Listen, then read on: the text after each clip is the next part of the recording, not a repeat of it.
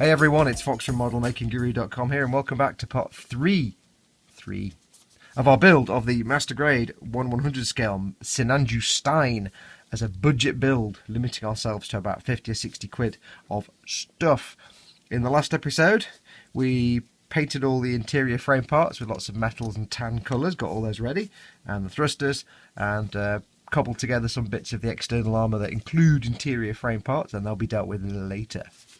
So, where are we up to? Well, we've got this painting done. The next bit we need to do now is start actually getting a gloss varnish coat on this.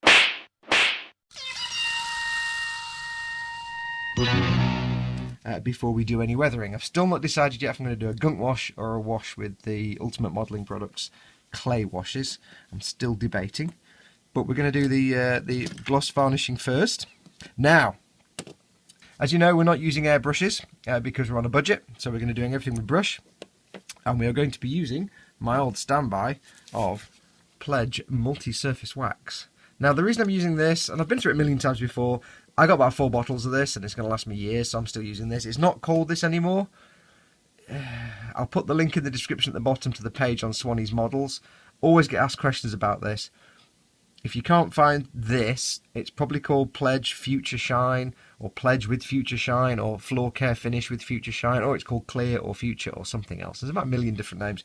I'll put the link in the description below. Go there and look at the image on the right hand corner, top right. It's like an animated GIF. It shows you all the current labels. It also tells you for most countries, or for a lot of countries, what this is called in your country. It's basically an acrylic varnish for wooden floors and tiles and things like that. I don't know about other floor protection products. I wouldn't want to risk them. I just know this, which is also known as Future or Clear. If you hear modelers over the last 10, 15, 20 years referring to Future, this is what this is. So anyway, let's crack on. What we're going to be doing, if you can't get that, by the way, don't worry. Just make sure whatever gloss varnish you have is acrylic, because we've used acrylic paint, so we need to make sure it's an acrylic varnish. If you're using enamel varnish on this or any other kind of varnish, I can't guarantee it won't mess your paint up. Plus, I can't guarantee it won't do harm to the plastic on this kit, because Bandai plastic, as we know, is eaten by any kind of thinners or any hot solvents. It will just dissolve and fall away. It's a flat finish. So I've got a little bottle of it here. I'm going to get my little mat so I don't spill it, and all it is a placemat with some blue tack on it, and I just sponge the bottle on there like that. Sponge. And because we're doing this as a budget build and I can't get the lid off, hang on a minute.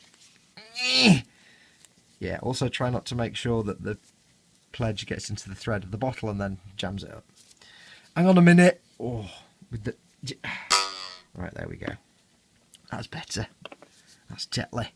Right, so we've got our pledge. Because we're doing it as a budget build, we're using no airbrushes, because airbrushes are expensive, even the cheap ones. So we're doing everything by brush. So, dead simple this stage. Take your brush. I've got a flat one for big areas, and a small one for smaller areas, obviously. Obvs. Just make sure they're soft. Soft, soft, soft, soft. That's the most important thing. This stuff does self-level beautifully, so you won't really have an issue with brush marks. So all we're going to do is take our pledge, get some on the brush, not too much, and we're just quite simply going to brush it on. I mean, you can be generous with this stuff. Again, don't worry if it goes on a bit too thick. It's not a problem, because when it dries, it will level out beautifully.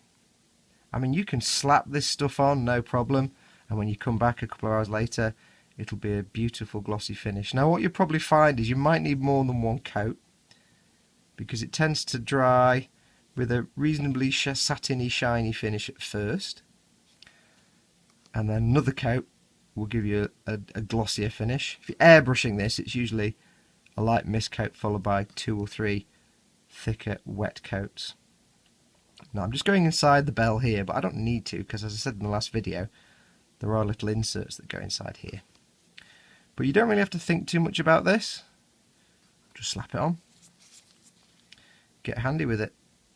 Again, it doesn't matter if it runs a little bit. If you do get like a big fingerprint in it and it's like dried and you've got a fingerprint in there permanently, this stuff can be easily removed. If you use any product that contains ammonia, In America they have a glass cleaner called Windex, which contains ammonia, and that's perfect for removing this. So it really is a fantastic product. If you can use this on canopies and clear parts.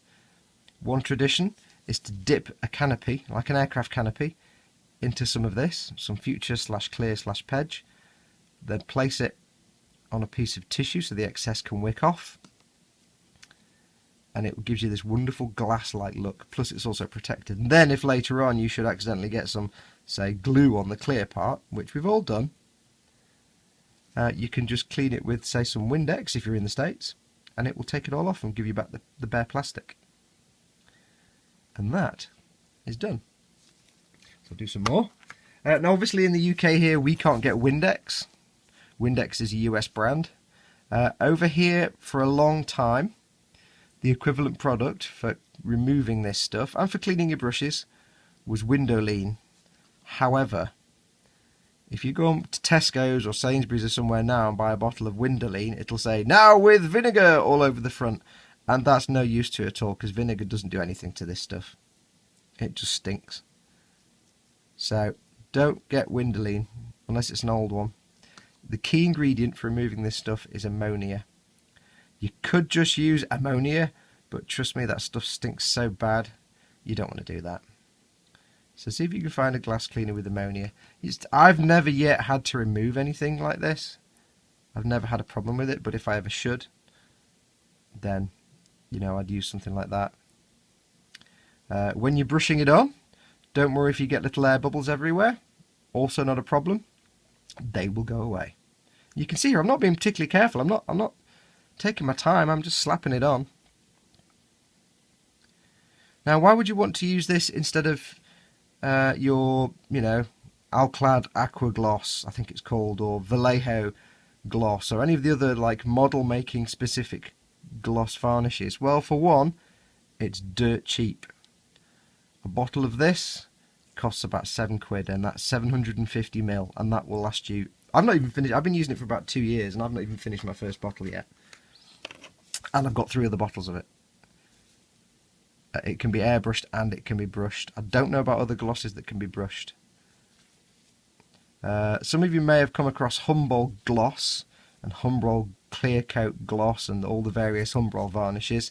My advice on those is throw them away. I've never had a good result with the Humboldt. Sorry, Humboldt. If you've got a model making one, that's absolutely fine. Don't worry about it. Just make sure you can brush it.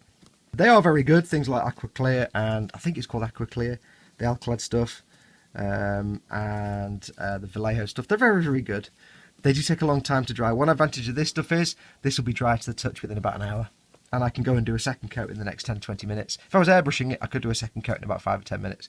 It will dry super fast. Before you do anything, once you've gloss varnished, before you do the next stage of painting or weathering, good practice is to leave it for 24 hours, but you can go ahead and do it after about an hour or so. It'll be dry enough that you can go and do more things.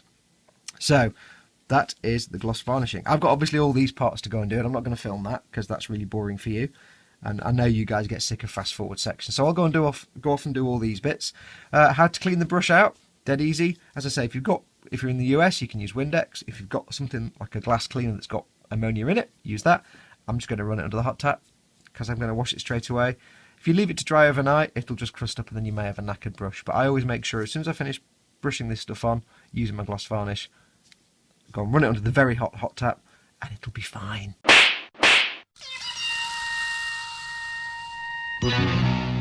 And we're back. Right, okay, the gloss varnish has had time to dry.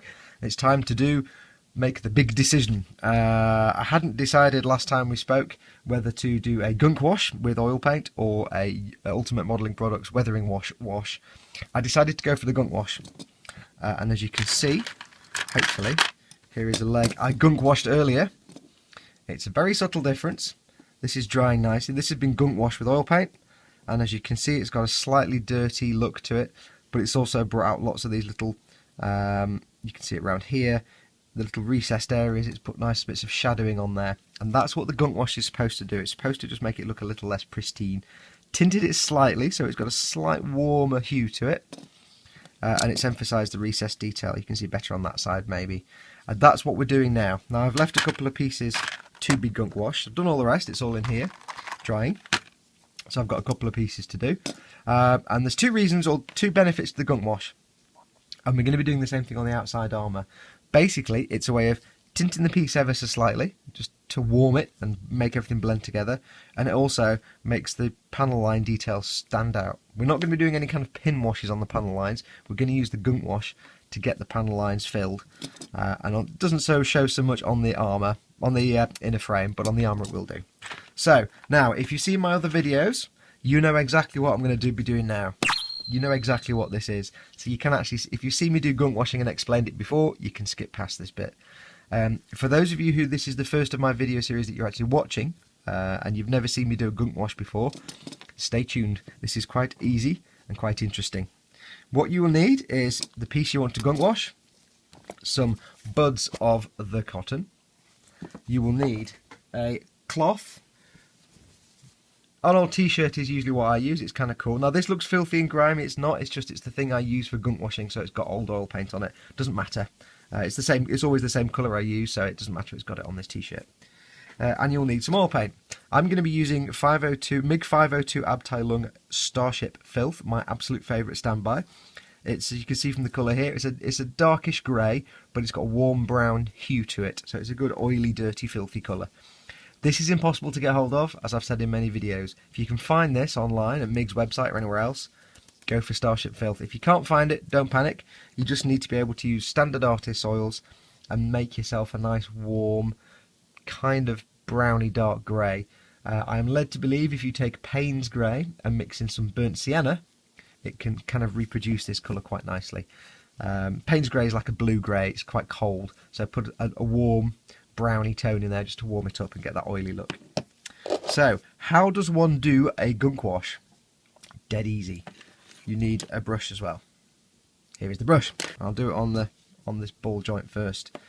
Remember, we want to get it into all the little grooves so it highlights them, and we want it to tint the piece ever so slightly. And the reason you do a gloss varnish before this, and this is why I've gloss varnished these pieces, A, is to protect the plastic, because oil paint, as I've said before, Bandai plastics are very susceptible to damage from thinners. Even oil paint can damage them, but very rarely, but it can do. So the gloss varnish does two things. It protects the plastic, but it also gives a nice smooth surface, and this works better on a smooth surface than on a matte surface. It will work on a matte surface, you'll just tint and stain the surface even more. So this one, I don't want it to tint it that much. So take your brush, take your oil paint of choice, and like I say, if you've seen me do this before and explained it, you can skip past this bit. And this is the one time you'll actually take paint from the tube and not from a palette. Get it on your brush. Is that the right brush? No, that's not the right brush. Let me get the right brush. Here, brushy, brushy, brushy, brushy. Here, brushy, brushy. Right, let's get the right brush. This is my gunk washing brush. You can tell because it looks battered. So, get your brush. Get some oil paint on there. It's absolutely vital you wear gloves when you do this because you will get covered in oil paint if you don't. Don't need a lot of oil paint on there, just a reasonable amount. And all you do is you've got to be really careful and think really... Yeah, this is as careful as you have to be. Slap it on. Basically coat the piece in oil paint. Now what I'm doing is I'm trying to stay away from these pegs. As I said, it is unlikely but possible that the oil paint can weaken and damage the plastic. So that's why we did the gloss varnish. So what I'm doing is using my brain. I know, my brain using it. Yeah, right. I'm trying to stay away from the pegs so I don't unnecessarily cover. They're not going to be seen anyway. Don't unnecessarily cover them in paint. I'm making it getting it into all these little recesses here, into this groove. Now this is a moving piece, so I'm going to do both parts. I'm going to have it in both positions to make sure I get everything. Cover that nicely. Really work it into the little grooves and the little panel lines. Okay, and you can slap it on as much as you want. You can put loads on if you want. Don't worry. This may not make any sense, but when you see what I do in a minute, it'll make perfect sense. So I'm now going to try and turn that around. And it's really stiff. And get in this bit. So that is our piece. And you see now why you need gloves. That's our piece. It's now gunk washed. It's quite a nice colour actually. You see it's that kind of oily hue. That's what you want. You don't want a blue grey like Payne's grey or any other kind of, if you're using artist oil paints, you want something warm. So now what we do is we take our cloth. It can be any cloth. I use an old t-shirt. Old t-shirts are really cool. Just make sure it's not anything too fluffy because that'll put loads of crap in your paint. You want something smooth and something you're going to get covered in crap and never use again. So if it's a t-shirt, make sure it's an old one. Take your piece, and what you do, get your hand in the t-shirt. I'd walk 1,000,000 miles for one of your smiles, my mammy. Sorry. Thumb, that part of your thumb, makes a good flat surface. You want to try and keep the paint in the recesses. So get a flat surface like the flat of your thumb and just rub. Try and rub perpendicular to the edge, to the lines. So these lines are going that way, so I want to rub that way. You don't want to dig into them because you want the dirt, the filth, starship filth, to stay in the grooves. So we'll just rub that gently. Hopefully this is all in focus. I'm going to get the t-shirt like this, and I'm just going to rub it in here. Not heavily, I'm not rubbing hard, I'm just gently rubbing it into the groove. I don't want to clean it completely. I just want to work it into the edges. And you can see how the paint stays around the edge there. Work over those. I'm going to go over these nubs just because I don't want those to get paint on them or to have paint on them. Again, it is exceptionally unlikely that a plastic part will break or crack because of oil paint, but it does happen very occasionally. It's not worth the risk. So when you're doing this on complex parts, if you think there's like joints and little tabs and things where things snap together, just try and keep it off the tabs. And now what I need to do is do that. He's really stiff. Wow. Once this guy's posed, he ain't moving. And I'm going to get that bit.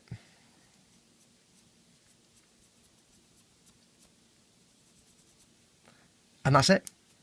That is a gunk wash. You can see now all the paint is still in here, in this line around the sort of silver part. It's gone into all these little pits, these little dimples, more or less. There's one there, it's not got any, let's put some in. And you can do a gunk wash with any colour, it doesn't have to be a dark colour, you can use it for whatever effect you want. The basic idea is it collects in recesses and stays there. And this is what we're going to be doing when we do the panel lining as well. It's also a very quick way of doing panel lining. But the downside is it does tint the piece. It does give it a warmer hue. So if you're looking for a very clean model, like a Gunpla, then, and you don't want it to look weathered, you wouldn't do this. You'd go with the very thin paint into panel lines. If you're going to be weathering the Gunpla and you want to make it look a bit dirty, do this. It's dead simple. It's much easier than doing a panel line wash with a thin enamel paint. And that is now gunk washed. So I'm going to do the rest on that leg. Now the thing with gunk washes is it's oil paint. There's some rules with this. If this is the first time I've explained gunk washing to you, you must always use oil paints.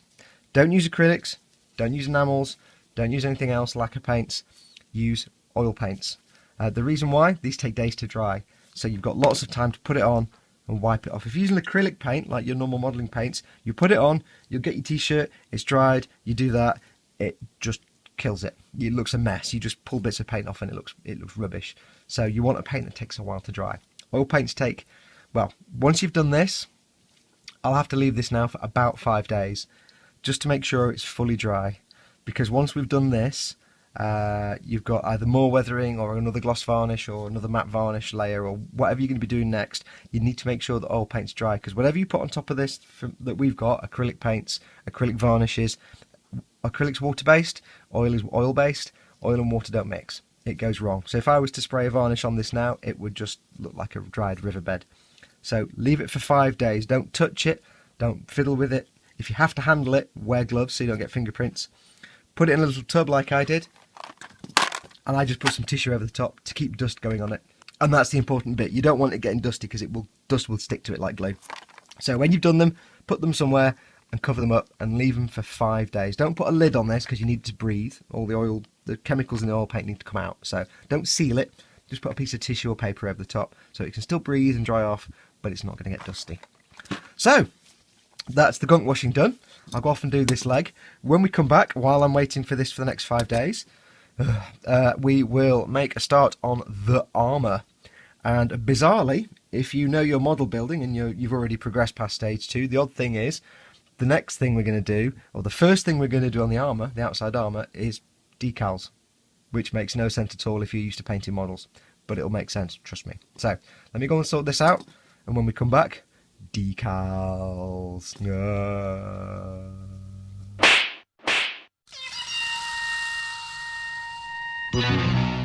Welcome back. Right, the next step, water slide decals. For those of you who've done water slides before, you know what's coming. Apart from the start, it's going to be the normal technique, apart from what we do right at the start. So stay with me. For those of you who've never done water slides before, this is something that most people who make models and are just starting out think of as terrifying. It's not. It's actually quite easy. We're going to be applying the markings for the exterior armour. I've got a couple of shoulders here. And what we're going to do is we're going to break away from normal modelling tradition. Normal modelling tradition says if I'd painted this part, the base colour, so I painted the greys and the whites, you'd have a matte surface because the paint is matte. What you'd normally do is stick a gloss coat down, then the decal, and then another gloss coat.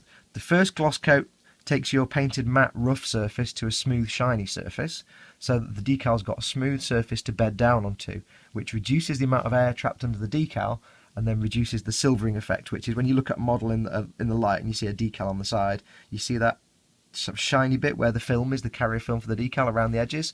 That's silvering, and it's usually it just means there's like a sheen of air under there and it's shining. Having a gloss surface helps reduce that. So the first coat gives you the smooth surface, second coat protects the decal once it's on and seals it away and helps it blend in a bit more. Now we don't need to do this first coat of gloss varnish because this is a smooth plastic surface. So for purposes of this build, we don't need to do that first gloss coat.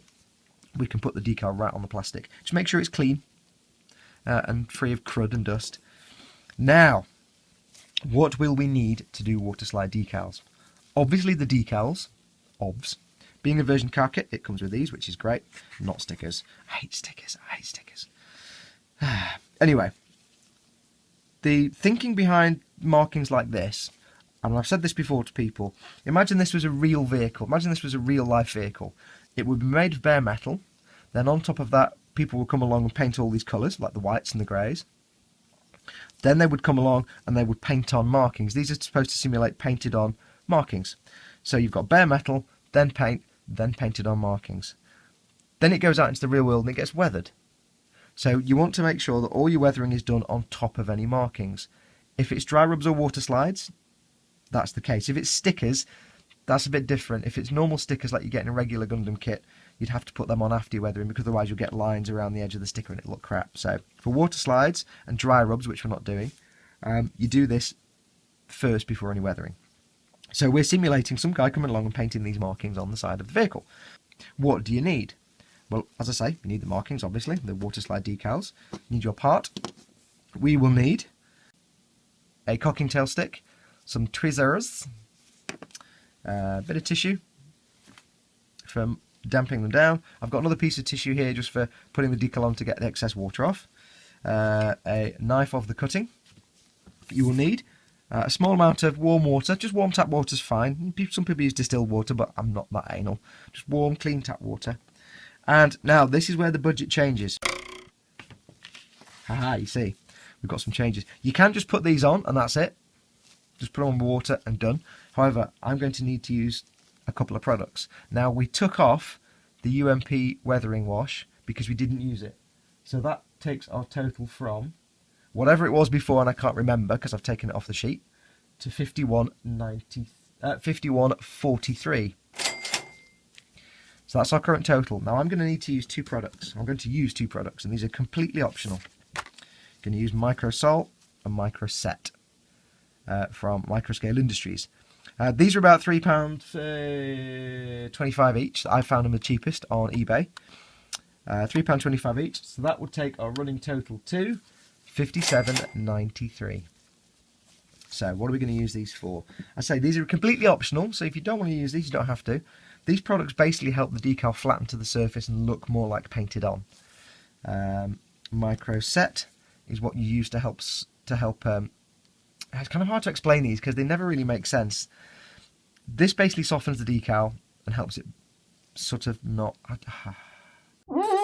There's no easy way to explain it. I'll just have to show you. Because even if you read the thing on the back of the bottle, it makes no sense. I kind of know what they do in my brain, but I can't put it into words.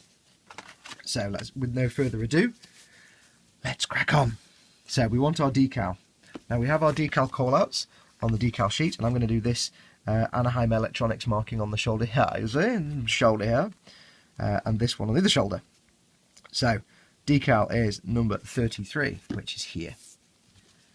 So what we're going to do, now sometimes you get these and they've got normal numbers and they've got kanji markings as well, so you kind of learn to recognise Japanese numerals. But thankfully these are all numbers. There's 127 of these. So what we're going to do, we're going to take the decal and we're just going to cut that out around the edges.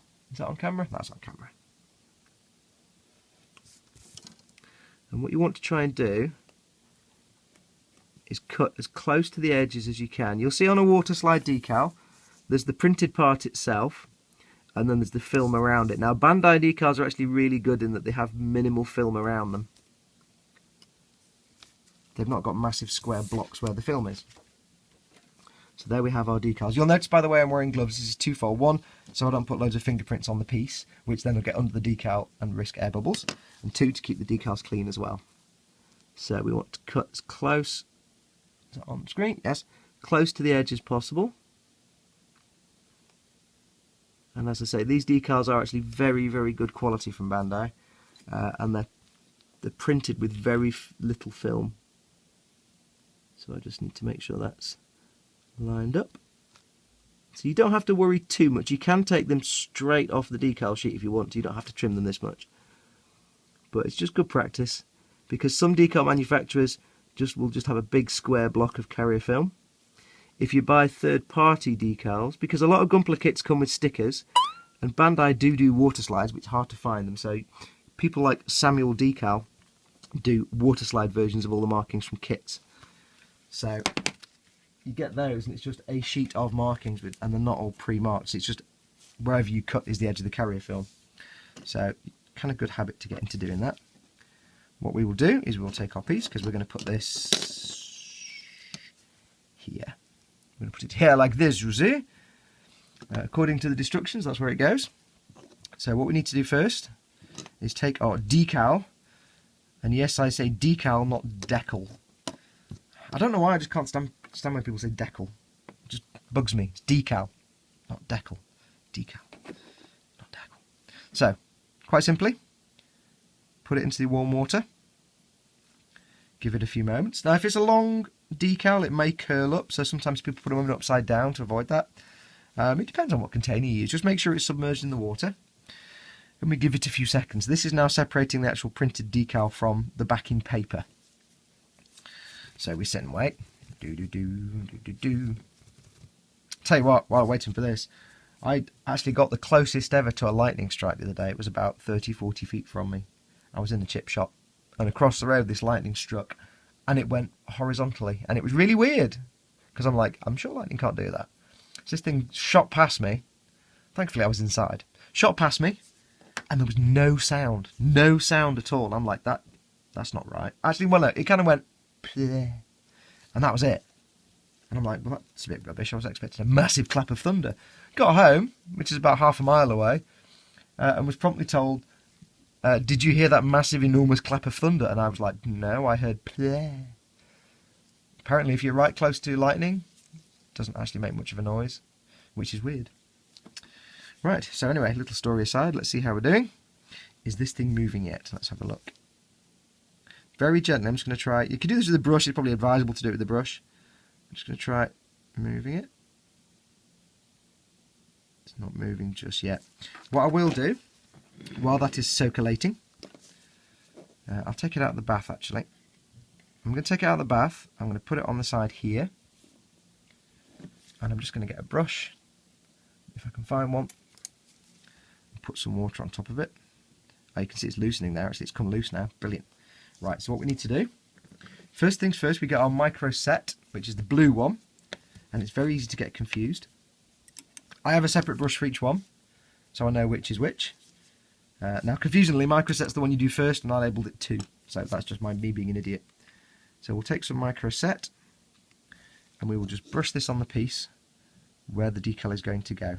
Now, it's going to struggle a bit because it's a smooth surface and it's going to bead up, so just work it into the plastic. And this is going to help the decal soften and bed down a little bit. Let's give that a second. Ideally, you do this when you put the decal in the water, because by the time you've done this, the decal is ready to go. So I'm going to put that there. Oh, hello. Stay. Put the lid back on that because I will spill it Tony Fairclough style. Or Chris Langwade style, sorry. I'm getting in on it now. Then we will take our decal very carefully. I'm grabbing the paper, not the decal. And what we will do is take our cocktail stick and I will very gently slide it off onto the piece. Now what I'm going to do is I'm not going to gouge at the decal. In fact, let's use a brush. I'm going to push down very gently with the brush and I'm going to pull the paper out from under it, and you can see how shaky my hands are. I've only had 1 cup of coffee. Throw that piece of paper away. Now what we will now do is use the brush, which has just got water on it, just to move this around. You can use a cocktail stick for this. If you use a brush, it's very gentle, it's not going to damage it. If it's not moving too much, I'm just going to then use a cocktail stick to not drag across it, but just push at the edges of the decal. And I'm going to check on my little diagram on the instructions and make sure that's lined up. That needs to be straight. That needs to go back a bit. This needs to be parallel with that little line. Apparently. That can be straight. So that is now on. What we do then, we want to get rid of any excess moisture. And again, we need this to go flat onto the surface. So very, very gently, I'm just going to touch the tissue paper to the decal, and it's just going to soak up all excess moisture. The moisture is a mixture of water and the micro set. So that is now on. I just need to visually check it and make sure it's all nice and flat. Twirl it round in the light a little bit. Okay, it's looking fairly flat. You can, if you want to, and I'm going to, take a cotton bud. And if you see any wrinkles and stuff, any sort of big air bubbles, just very gently roll it over the top, just to flatten. I'm putting no pressure on this at all, just to make sure it's all flat. I've got no crinkles.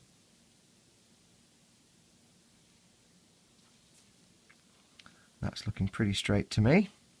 So what I'll do now is take a little bit more microset, which is brush number 2.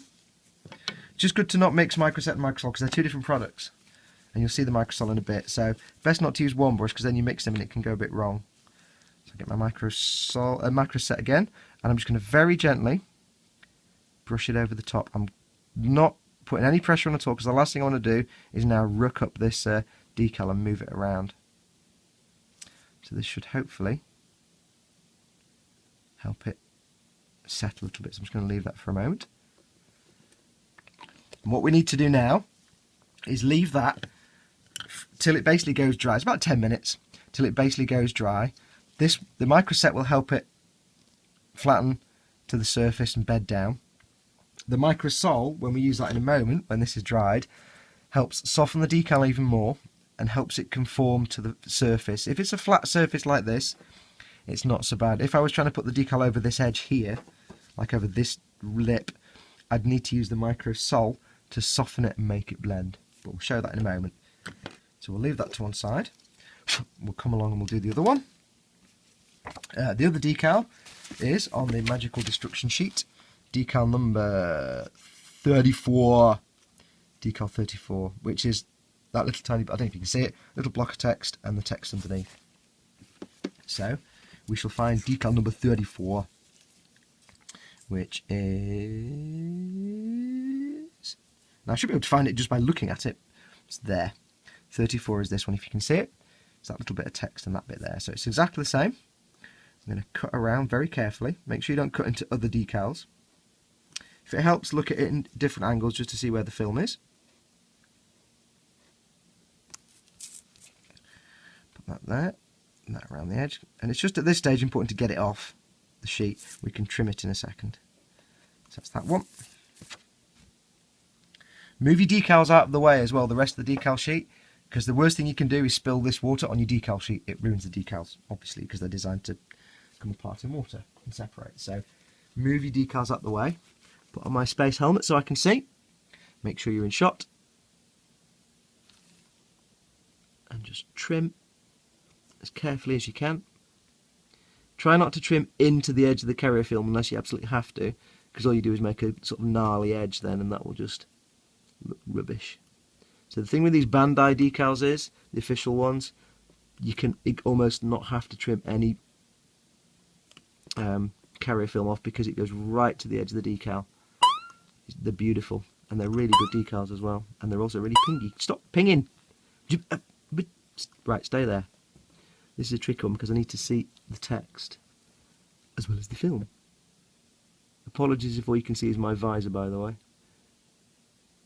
So I'm just going to trim. Oh, it's a bit close.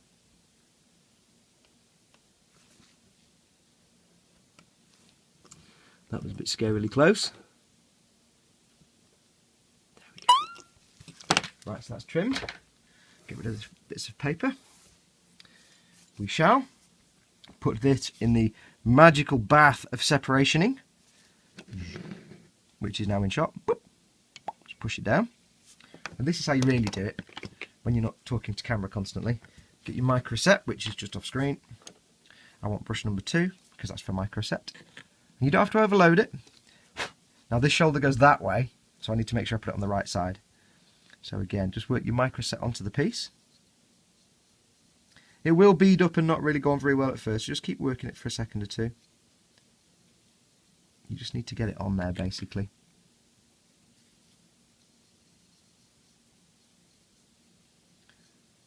Okay, it may not cover the whole piece because it's a smooth shiny surface. It'll probably just, surface tension will, a bit like the gloss varnish, surface tension will pull it into small patches and beads. So there's not really a lot you can do about that, just make sure it's on there. We shall take our decal,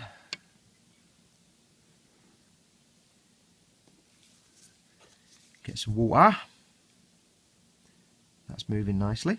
What I do, the reason I put water on here is sometimes some decals take longer to come off the paper, like 30 seconds, a minute. So what I'll do is I'll put them in there for a few seconds, put it on the side, cover them in water so they've got some water to soak in, and then I'll keep checking them with the brush every now and then. So this is now ready to rock and also roll. Get our brush, and this needs to go. Have I just put that stuff in the wrong place? Nope, exactly right. So it needs to go here. Again, I'm going to get the decal moving so I can get the tweezers off the film and then pull the paper out as best you can when the piece is moving across the desk. Pull the paper out from underneath. There we go. Oops. It's really difficult when you've got shaky hands and you're on camera and your head is a long way away. So, this needs to go up here. It's moving quite freely, which is nice. How does that go? Just keep an eye on your instructions because they show you where it needs to be. It needs to be level and straight with the top, which is about there. Is that right? Almost. It doesn't have to be precise. There's a lot of your own interpretation in this, but it needs to be level with that edge. So it needs to have a slight angle to it, actually. Bizarrely, this edge is slightly angled up, so it needs to angle slightly up. A little bit more. You do have quite a bit of time to work with these. If it suddenly starts sticking and not moving, just put a bit more water on there. I'll come back in with the cocktail stick because it's been a little bit sticky. So the cocktail stick's quite easy to move it. I just move it till you're happy with the placement. I think that looks pretty spot on. So I'll come in with my little bit of tissue. I'll just very gently mop up the excess. Now you might find when you do this the decal moves. Don't panic. If it does, if you can still move it, just move it. If it's too dry, just then go and put a little dot more water on till it moves freely again and reposition it. So that's that one. So we'll put a little bit more micro set on the decal. Now one thing I used to do, which was a real bad mistake, micro set and micro sol. If you had a gloss coat down first, micro set and micro sol can actually slightly eat into the gloss varnish surface. And when you do your gunk wash, you'll just see little like marks and fingerprint type shapes and things. So if you're doing the micro set and micro sol, try and just keep it to where the decal is. Don't slap it about the whole piece if you can avoid it. Apart from at first where you're obviously putting it down before you put the decal down. just to avoid any problems. Right, so that is now looking pretty darn good. It's looking nice and smooth. Carrier film isn't showing out too much because the plastic's shiny and the carrier film's shiny, so it's looking pretty good. I'm then now it's dried, had a few minutes, I'm going to come in with the Micro Sol, which is the red one. And remember, blue first, then red. Now I don't really need to do this because it's a flat surface, but I'll do it to show you. And it's not bad practice, but it's exactly the same principle. Once your decal is on, come in with the Micro Sol and just go over the decal again.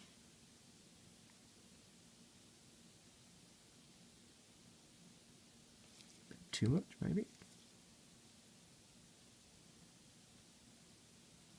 Now, and then what you do is you leave this for about 10 or 15 minutes till it's dry again, and then your decal should be nice and flat. Again, the red one, Micro Sol, this is what you use if you're putting it, especially if you're putting a decal on an uneven surface. Like say I had a decal going over these two little things here, I want it to bed down into those little recesses.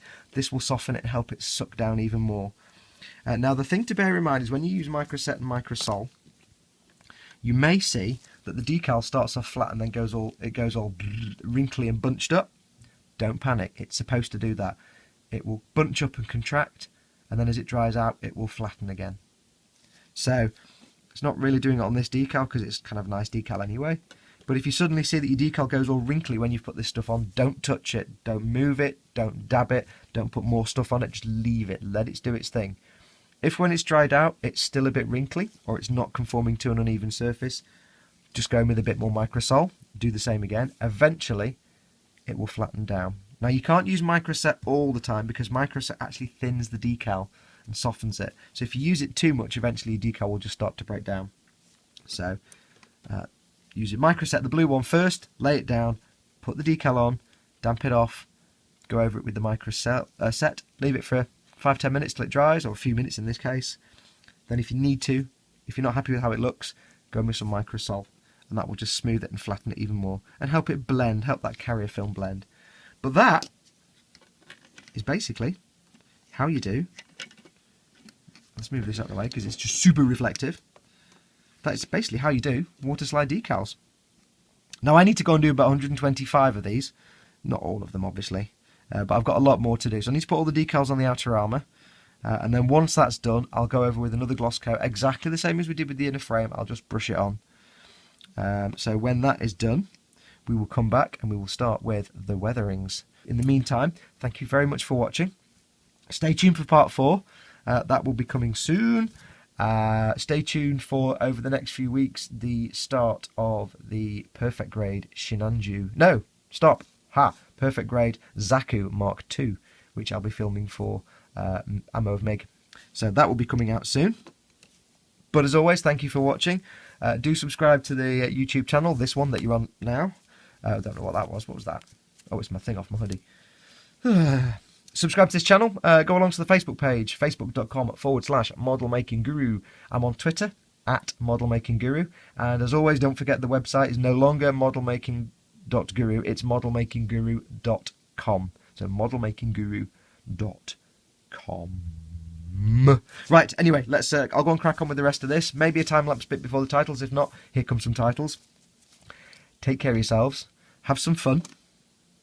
And until then, whoa, stay there. Until then, adios amoebas. Oh, hello, I forgot something. Something you've not seen for a while. Yay!